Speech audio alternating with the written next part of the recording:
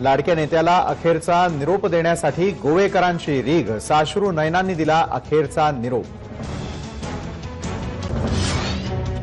मनोहर पर्रीकर अनंतात विलीन, शोकाकुल वातावरणात गोव्याच्या मिरामार बीचवर अंत्यसंस्कार। पंतप्रधान नरेंद्र मोदींची मनोहर पर्रीकरांना श्रद्धांजली, पर्रीकर कुटुंबियांचंही केलं सांत्वन।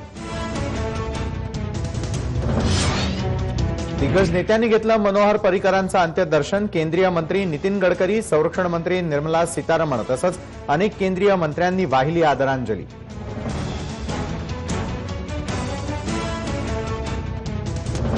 गोव्याच्या मुख्यमंत्रीपदी प्रमोद सावंत यांचा शपथविधी आजच होणार, तर सुदीन ढवळीकर आणि विजय सरदेसाई यांची उपमुख्यमंत्रीपदी वर्णी लागण्याची शक्यता।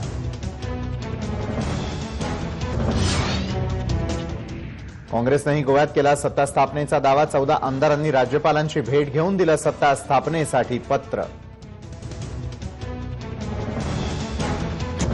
काँग्रेसने वर्धा किंवा सांगलीची जागा देण्याचा निर्णय न घेतल्यानं स्वाभिमानी शेतकरी संघटना नाराज, आघाडीत सहभागी होण्याबाबत अजूनही संभ्रम।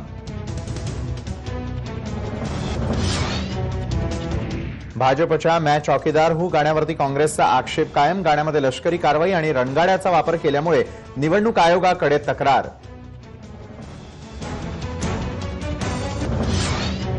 वरळीजवळ समुद्रामध्ये रेवती नावाची बोट बुडाली, बोटीतील 7 लोकांपैकी 1 जण बेपत्ता, 6 जण सुरक्षित, बेपत्ता प्रवासीचं शोधकार्य सुरू।